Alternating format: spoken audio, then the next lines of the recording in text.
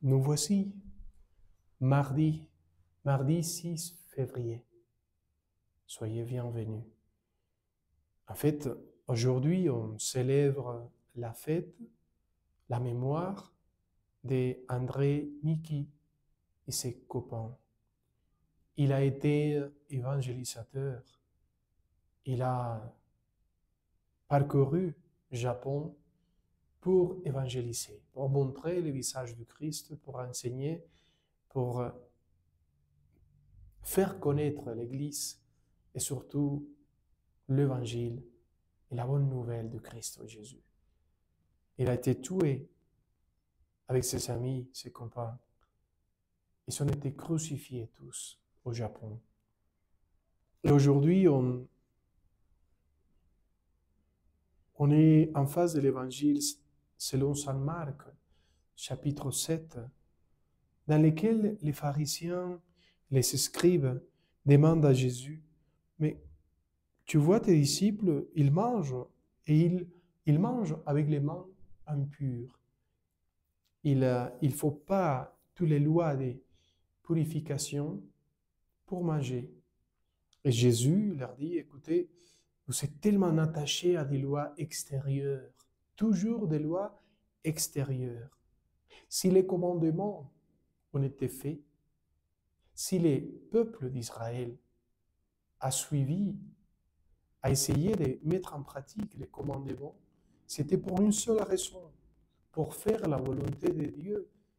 Et vous finissez par faire des choses extérieures dans un esclavage absurde, mais vous oubliez surtout la volonté de Dieu, à tel point que vous faites tout le contraire de la volonté de Dieu. Et il parle aussi de les commandements. Un des commandements principaux, c'est rendre hommage au père, aux parents, au père, au papa et à la maman.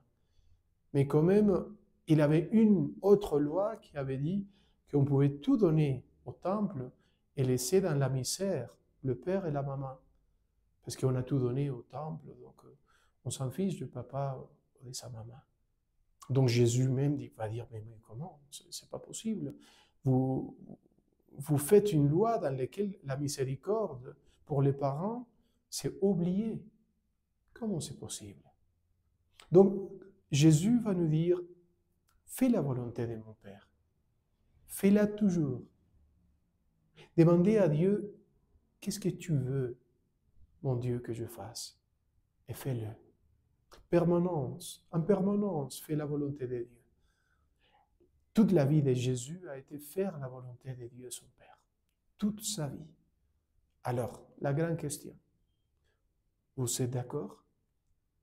Vous voulez entendre Dieu le Père, Jésus ressuscité, l'Esprit Saint, la Trinité, qui vous parle dans vos cœurs avec une tendresse, avec une douce voix, et qui vous dit, voici ma volonté. Quand vous trouverez les évangiles, toutes les manières d'être de Jésus, c'est la manière d'être à vous. C'est ça les commandements. Il vous demande, cela que je fais, faites-le, vous aussi. Alors, est-ce qu'on vit vraiment une expérience de rencontre avec le Christ pour entendre sa voix, pour écouter sa voix et dire, je veux faire cela que tu me demandes en permanence? Ça, c'est la vie éternelle. Ça, c'est la source de la vie éternelle et du bonheur. C'est ça le salut, la salvation. Que Dieu vous bénisse au nom du Père et du Fils et du Saint-Esprit. Amen.